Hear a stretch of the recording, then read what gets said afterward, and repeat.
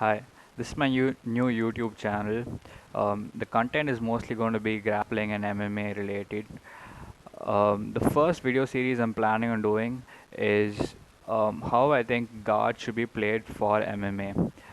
Now, I don't know everything, I've just been grappling for a couple of years, but I've noticed a lot of grapplers struggle in MMA because they play like a very sporty grappling game, and my area of interest right now is trying to see how grappling has to be adapted for MMA. Now the first video series is going to be just guard and how I think guard should be played for MMA. Now the three most important things I think when it comes to playing guard in MMA is your guard has to be a mix of trying to stand up, trying to do damage from the bottom, sweeping and submitting. So this is I've recorded some video footage of me rolling, and I'm going to break it down and go through some of the concepts and ideas I've been using. I don't know everything. I've just been grappling for a couple of years, but what I'm going to try and do is present evidence for my ideas and concepts that I've been using from high-level matches in MMA competitions as much as possible. So in this video, I've asked my partner to try and do some ground and pound, and he's just letting me play my guard. And I'm just going to break this footage down. If you want to see the actual footage of me rolling without any analysis, is already there on my YouTube page. We'll go over open guard situations later. I like to play like open guard with inside position, but for this video I'm just going to focus on close guard. My first priority when I'm playing guard in MMA is to make sure I don't get hit with heavy shots. So the first thing when my opponent is in my guard is that I have to look at is to see whether his posture is broken or not. If my opponent's posture is broken, I have good offensive options I can go to. If my opponent's posture is not broken, I can try and break his posture, and if that fails, then I have to do something else, a different strategy altogether. Once my opponent's posture is broken, the first initial grips I look for is the collar tie and overhook. The collar tie, or the red circle above his head, prevents him from posturing up and getting his posture again. This keeps him really close to me, so he can't build momentum or any punches. And the overhook, which is my left hand wrapped around his right arm, prevents him from being able to hit me with that hand. So now the only arm which he has free to hit me is his left arm. One good offensive path I can try and get to once I have the collar tie and overhook is to try and clear my opponent's left arm. This is one reason I'm a big fan of the collar tie and overhook from close guard, because even if he's very aggressive with trying to punch with his free arm, it makes it easy for me to clear the arm and get to many offensive versions of trap triangles. The trap triangle would be the safer option from here, but I was trying to be fancy and attempt a go-go plata or a shin choke. Here Nick Diaz wins his fight with the go-go plata in Pride.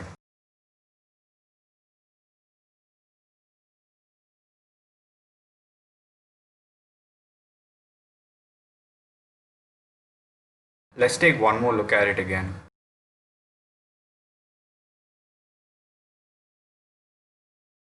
Diaz is able to force the tap with this go-go plata because he's able to slip his shin under the neck completely.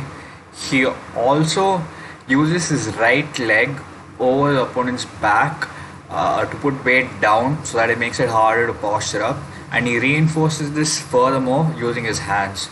So there's no way the opponent can posture up to relieve pressure from the shin choke. That's why Diaz is able to force the tap with this. My go-go plata fails because my opponent does a good job of tucking his chin, so there's no space for me to bring my shin underneath his throat. But I also don't like how my right leg is just dangling around instead of acting as reinforcement to prevent him from posturing up. I find the best transition to do from a failed go-go plata is this omoplata. Here Brandon Royval does the same transition from a failed go-go plata to the omoplata in his UFC fight because his opponent tucks his chin too. I'm a big fan of omoplatas. I'll probably do a separate video on it sometimes. But people do a terrible job with it in Nogi. But I think if you know the right details, you can use it to sweep even if you can't get the tap. The biggest advantage of the omoplata is that it's very easy to set up, and like you can notice here, Brandon Royal's opponent doesn't really try and hit him because he's worried about his arm being broken. So it's a good way to prevent damage if you just keep going on the offensive.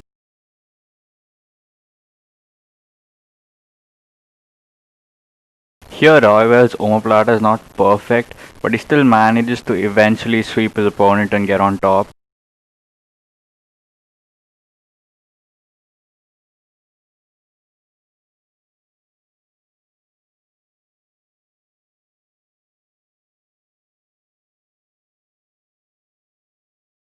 In these open guard situations, I could also up kick, which can cause great damage, but it's dangerous to practice with my training partner. This basic tripod sweep is something I attempt very often. My hand is grabbing his ankle, my right leg pushes on his hip. This would make him fall back, but the only way he can stop himself from falling back is to circle his right leg back. This would help him maintain his balance, but my left leg hooking behind his knee prevents him from being able to step back with that leg, which would make him fall back. I'm a very big fan of the sweep, especially for MMA. I think it adapts really well for MMA because in any open guard situation in MMA, I always like to keep at least one foot either on the hip or on the shoulder line and keep it extended so he can't reach my face with his punches. So that's why I think this sweep translates really well for MMA because I can keep one foot on the hip to keep the distance long enough so he can't reach my face with his punches. I fail at this sweep attempt, but this is something I look for very often. Here's Gegard Musasi using the concept of up kicks and tripod sweeps from open guard. There's a whole compilation of tripod sweeps in MMA on YouTube by this guy called Gamble Dub. If you want to see more tripod sweeps, go watch that. I'll share the description link below.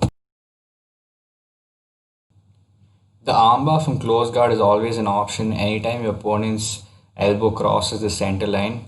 It's a basic day one technique you learn, but it's quite astonishing how many important MMA fights have been won using this very basic technique.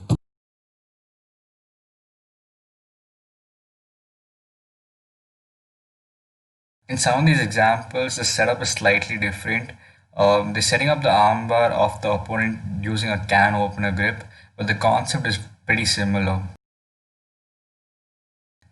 I do think this move only works when the opponent becomes careless with his elbow positioning, but it's important that when they do make a mistake, that we capitalize on it.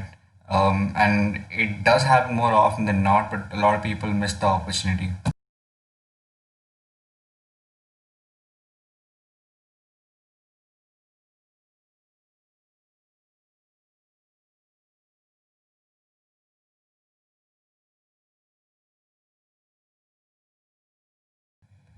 Even John Jones has gotten caught in this setup.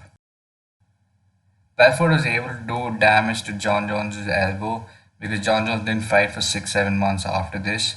But if Vito's knee is slightly above John Jones's head, he's forced to tap and he's not undefeated anymore. Probably not the greatest of all time.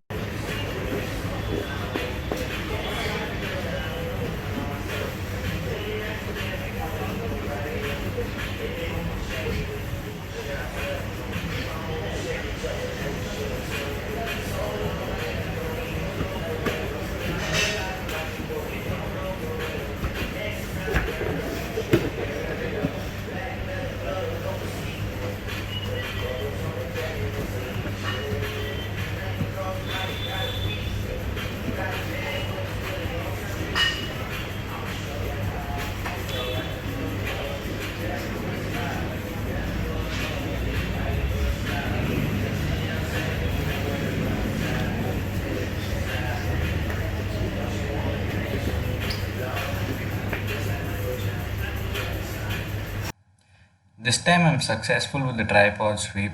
One tip with the tripod sweep is to keep the ankle grip until you stand up so they can't stand up before you.